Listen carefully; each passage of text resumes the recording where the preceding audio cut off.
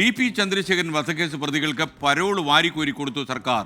ഒന്നാം പിണറായി സർക്കാരിന്റെ കാലം മുതൽ ഇതുവരെയുള്ള കണക്കുകൾ പുറത്തുവന്നു. കൊടിസുനിക്ക് 60 ദിവസത്തെ parole, K C. Ramachandran, trouser Manoj, അണ്ണൻ സജിത്ത് എന്നിവർക്ക് 1000 ദിവസത്തിലധികം പരോൾ അനുവദിച്ചു. തിരുവഞ്ചൂർ രാധാകൃഷ്ണന്റെ ചോദ്യത്തിനാണ് മുഖ്യമന്ത്രി മറുപടി പറഞ്ഞത്. എം.ജി. പ്രതീഷ് തിരുവനന്തപുരം നിന്ന് വിവരങ്ങളുമായി ചേരും. പ്രതീഷ്, ശരിക്കും കെ രമ പോലെയുള്ള ആളുകൾ ഇതിനെതിരെ പ്രതിഷേധവുമായി രംഗത്ത് വന്നിട്ടുണ്ട്. ഇത്ര കൂടുതൽ ദിവസങ്ങൾ ഇവർക്ക് എങ്ങനെ പരോൾ അനുവദിച്ചു എന്നുള്ളത് തീർച്ചയായും കടുത്തൊരു ചോദ്യം തന്നെയാണ്.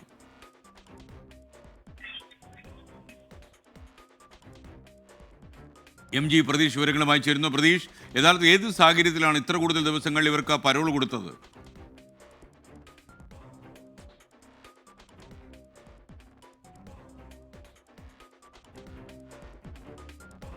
പ്രതീക്ഷയുമായി ബന്ധപ്പെടാൻ കഴിയുന്നില്ല എന്നാണ് എനിക്ക് തോന്നുന്നത്. എന്തായാലും ഈ ടി.പി. ചന്ദ്രശേഖരൻ വധക്കേസ് ഏറ്റവും കുപ്രസിദ്ധി നേടിയ ഒരു കേസ് തന്നെയാണ്. ടി.പി. ചന്ദ്രശേഖരനെ വധിച്ചത് ക്രിമിനൽ സംഘത്തിൻ്റെ ഒത്താശയോടെയാണെന്നുള്ള രീതിയിലുള്ള വാർത്തകളൊക്കെ വന്നു. അതിൻ്റെ പിന്നാലെയാണ് ഈ അറസ്റ്റും ജയിൽവാസവും ശിക്ഷയും ഒക്കെ കിട്ടിയത്.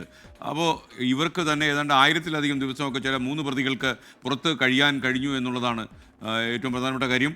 പ്രതീഷ് നമുക്കൊപ്പം ചേരുന്ന. പ്രതീഷ്, പറയൂ, താങ്കൾക്ക് വേണ്ടി ഞാൻ കാത്തു നിൽക്കുകയാണ്, പറയൂ.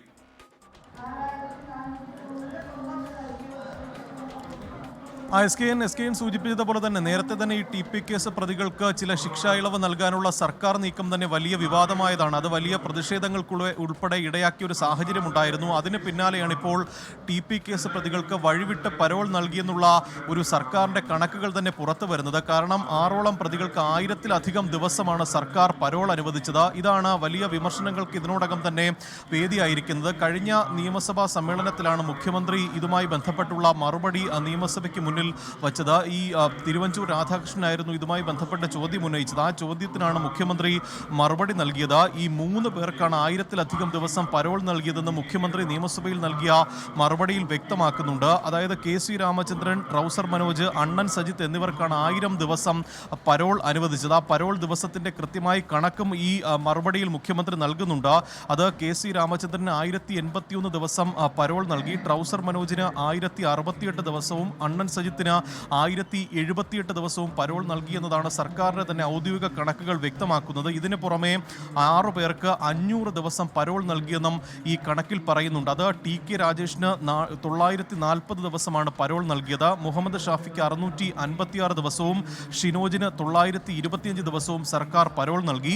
റഫീഖിന് 782 ദിവസവും കിർമാണി മനോജിന് 851 ദിവസവും എം.സി. അനൂപിന് 900 ദിവസവുമാണ് പരോൾ നൽകിയിട്ടുള്ളത്. ഇതിന് പുറമെ കൊടിസുനിക്ക് 60 ദിവസം പരോൾ നൽകിയെന്നതാണ് മുഖ്യമന്ത്രി നിയമസഭയിൽ അറിയിച്ചിരിക്കുന്ന കാര്യം. ഈ വഴിവിട്ട് ടി.പി. കേസ് പ്രതികൾക്ക് പരോൾ നൽകിയെന്നതാണ് ഇതിനു പിന്നാലെ ഉയരുന്ന ആക്ഷേപം.